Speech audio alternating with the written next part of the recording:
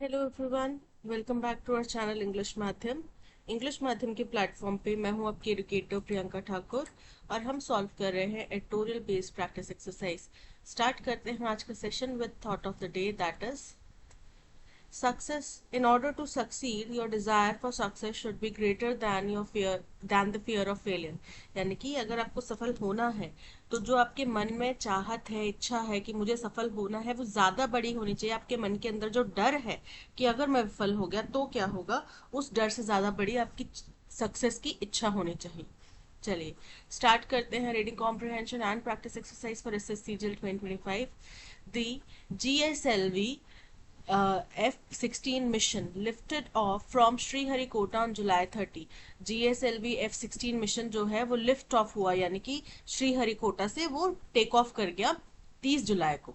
Placing the NASA ISRO synthetic aperture radar, जिसने कि NASA और इसरो के कोलैबोरेशन से बने एक सिंथेटिक अपर्चर रडार को, जिसको NISAR कहा जा रहा है, सैटेलाइट को into a sun synchronous orbit, यानी कि सूरज के सिंक्रोनस एक ऑर्बिट में डाल दिया गया। The ascent capped a decade-long bilateral effort and opened a new phase in global Earth observation। तो अब ये जो उत्थान हुआ, मतलब कि ऊपर की तरफ जो चढ़ाई हुई, ये इसने क्या किया, इसने केप किया यानी कि कवर करा। जो कई दशक लंबा बायलेटरल प्रयास था उसको कवर करा और नया फेज, एक ग्लोबल अर्थ ऑब्जर्वेशन कोऑपरेशन में एक नया फेज, नई शुरुआत करे, एक नया आरंभ किया। NISAR is a 2.8 ton observatory. ये 2.8 टन की एक ऑब्जर्वेटरी है that combines a NASA built L band radar, जिसमें कि नासा द्वारा बनाया गया एल बैंड रडार है, with an ISRO made S band radar. और किसके साथ में है मिलकर लगा हुआ है ये, इसरो में बने हुए एस बैंड रडार के साथ में। ऑल्सो फर्स्ट, जो भी अपनी तरफ में पहली दफा हुआ है। They allow NISAR to detect surface changes measuring only a few centimeters even through clouds and vegetation। बोल रहे हैं कि ये क्या करता है, NISAR को डिटेक्ट करता है सतह पे जो भी बदलाव हुए कुछ सेंटीमीटर्स तक उनको, चाहे ऊपर बादल हो या ऊपर कोई फसल लगाई हो, वेजिटेशन हो, उसके बावजूद वो सतह पे होने वाले चेंजेस को देख सकता है। NISAR will supply freely accessible data on ground deformation, glacier flow, biomass land use changes and sea ice dynamics। बोल रहे हैं कि NISAR जो है फ्री और सभी को मुहैया कराया जाने वाला, सभी के लिए अवेलेबल एक डेटा देगा, जो कि किसके ऊपर होगा, ग्राउंड डिफॉर्मेशन के ऊपर होगा, ग्लेशियर फ्लो, बहाव जो है उनका, उसके ऊपर होगा, बायोमास के ऊपर होगा, लैंड यूज में जो चेंजेस आए हैं उसके ऊपर होगा, और सी आइस डायनेमिक की, कितनी बर्फ पिघल रही है तो कितना समुद्र बढ़ रहा है, कितना समुद्र सिकुड़ रहा है बर्फ पिघलने की वजह से, ये सब चीजें इसमें बताई जाएगी। As its dawn dusk orbit repeats every 12 days। dawn dusk orbit मतलब कभी दिन कभी रात, कभी दिन कभी रात, ठीक है। dawn सुबह के जो भोर वाला समय होता है उसको बोला जाता है, dusk जो इवनिंग वाला समय होता है, संध्या वाला जो थोड़ा डार्क हो चुका होता है, उसको बोला जाता है। तो dawn dusk orbit मतलब कि हर 12 दिन में ये अपना ऑर्बिट चेंज करेगा, कभी एक ऑर्बिट में, कभी दूसरे ऑर्बिट में। Its radars will be able to revisit the same point under nearly identical lighting conditions। तो इसका जो रेडार है वो इस तरीके से बनाया गया है कि वो सेम पॉइंट पे, जैसे कि पहले यहाँ पे स्थापित किया गया, 12 दिन बाद यहाँ पे चला गया, अब 12 दिन बाद इसको इस तरीके से डिजाइन किया गया, एग्जैक्ट इसी पॉइंट पे आके वो बैठेगा आइडेंटिकल लाइटिंग कंडीशंस में, ठीक है। जैसे कि लाइटिंग जो रोशनी की स्थिति है वो जैसी आइडेंटिकल होगी वहीं पे जाके वो बैठेगा। This geometry coupled with a duty cycle exceeding 50% in the L band. अब ये जो ज्योमेट्री है, अगर इसको ड्यूटी साइकिल जो कि 50% एल बैंड से बढ़ जाती है उसके साथ में अगर कंबाइन करते हैं, has been design to yield closely space time series. तो ये इस तरीके से डिजाइन किया गया है कि ये बड़े पास से जो स्पेस टाइम सीरीज का ऑब्जर्वेशन है, that can quantify geological process, जो कि हमारे जियोलॉजिकल प्रक्रिया को क्वांटिफाई दे सकती है, एक आंकड़ा दे सकती है, उसको ऑब्जर्व करने के लिए बनाया गया। Indeed its various engineering firsts lead up to the NISAR's unusually broad science agenda। बोल रहे हैं इसमें बहुत सारी इंजीनियरिंग में प्रथम बार होने वाली चीजें हुई हैं।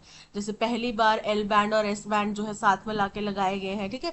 तो ऐसे बहुत सारी और भी चीजें हैं जो फर्स्ट टाइम हुई है, जो कि इसको अनयूजुअली ब्रॉड साइंस एजेंडा बना देता है, यानी कि असामान्य रूप से इसको एक बड़ा साइंस एजेंडा बना देता है। जैसे कि मैप मैनग्रोव एक्सटेंट, मैनग्रोव में कितनी ज्यादा बढ़ोतरी हुई है, कितना कमी आई है, इस चीजों को मैप करेगा। अर्बन सब्सिडेंस को मैप करेगा, क्रॉप सॉइल इंटरेक्शंस को मैप करेगा, and carving rates in polar ice shells in a single orbital cycle, कि एक ऑर्बिटल साइकिल में पोलर आइस शेल्स में कितनी ज्यादा कार्विंग रेट्स चल रही हैं, उन चीजों को ये ऑब्जर्व करेगा। Its data could help support the Sendai framework on reducing disaster risk and refine IPCC models। अब इसका जो डेटा है वो सेंडाई फ्रेमवर्क को सपोर्ट कर सकता है, मदद कर सकता है उसको सपोर्ट करने में, ताकि डिजास्टर रिस्क को रिड्यूस किया जाए और आईपीसीसी मॉडल्स को रिफाइन किया जाए, यानी कि उनको दोबारा से चेंज किया जाए। For ISRO, flying a flagship payload on the GSLV Mk2 rocket is notable for a vehicle once dubbed। बोल रहे हैं कि इसरो के लिए अपने फ्लैगशिप पेलोड को, पेलोड क्या होता है, ये जो सैटेलाइट्स वगैरह बनाई जाती है ना, ऑब्जर्वेटरीज, इनको पेलोड बोला जाता है। अपने बहुत ही मेहनती, बहुत ही एक फ्लैगशिप पेलोड को GSLV Mk2 रॉकेट के ऊपर से फ्लाई करवाना, ये बड़ा ही नोटेबल चीज है, बड़ी ही देखने वाली बात है, क्योंकि ये वो व्हीकल है जिसको एक समय पे नॉटी बॉय कहा गया था। क्यों? For its early career setbacks, क्योंकि जब ये शुरुआती फेज में था अपने करियर की, तब इसमें बहुत सारी असफलताएं, विफलताएं देखी गई थी, इसलिए इसको नॉटी बॉय कहा जाता था। The ISRO-NASA partnership would also have ease technology transfer between the two countries। अब इसरो और नासा की जो पार्टनरशिप हुई है, इससे शायद जो टेक्नोलॉजी ट्रांसफर है, कि नासा के पास कोई एडवांस टेक्नोलॉजी है वो हिंदुस्तान में आई, हिंदुस्तान के पास कोई टेक्नोलॉजी है वो नासा के पास गई, तो इसको सुगम बना दिया गया दोनों देशों के बीच में। Developing the S-band radar would have demanded tighter tolerances in radio frequency electronics। अब बोल रहे हैं कि एस बैंड अगर आपको रडार डेवलप करना होता है तो उसके लिए आपको टाइटर टॉलरेंस चाहिए। टाइटर टॉलरेंस मतलब कि इसमें वेरिएशन जो है, साइज हो गया, जो भी चीजें लगाई जा रही हैं उनमें, तो इसमें बहुत कम वेरिएशन आप दे सकते हैं। ये नहीं कि आपको बोला है 10 सेंटीमीटर का लगाओ तो आप 20 का लगा रहे हैं, ऐसा नहीं हो सकता। आपको 10 सेंटीमीटर बोला गया है तो प्लस माइनस शायद 0.05% या फिर प्लस माइनस 0.01, ऐसा कुछ, मतलब बहुत माइन्यूट वेरिएशन इसमें एक्सेप्टेबल है।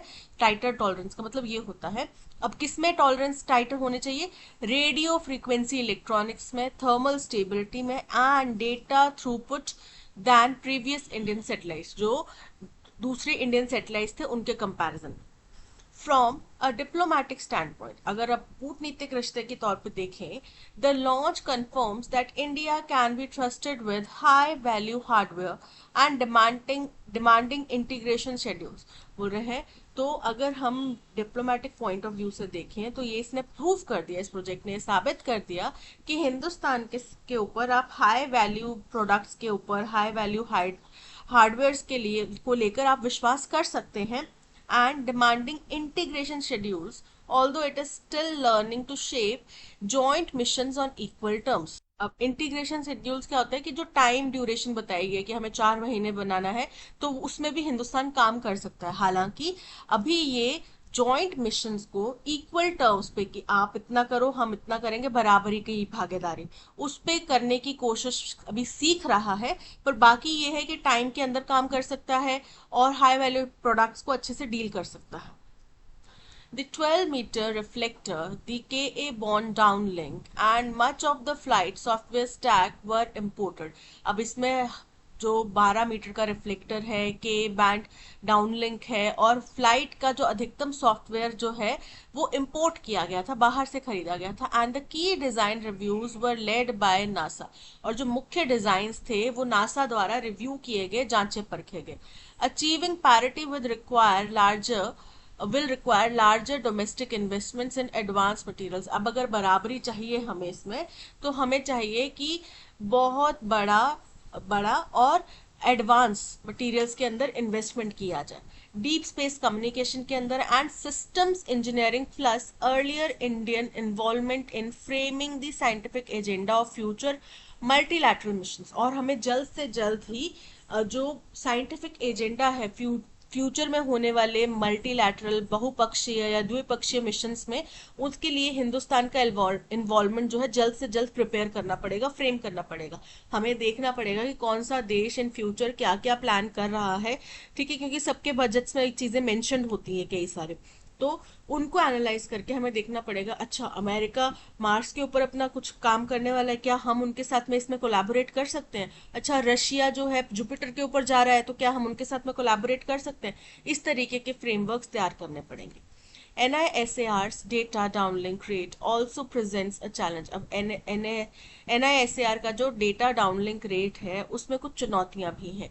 ISRO must expand it's KA band ground network. Hindustan को, इसरो को अपना जो KA बैंड ग्राउंड नेटवर्क है उसको विस्तार करना पड़ेगा। ऑटोमेट क्लाउड बेस्ड प्रोसेसिंग को ऑटोमेटिक बनाना पड़ेगा and release analysis ready products within hours if state agencies are to make timely use of the data.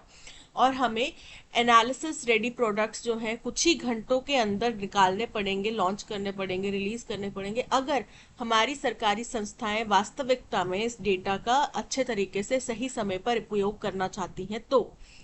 Sustaining the time-wise data will also depend on authorizing follow-on SAR spacecraft before 2030।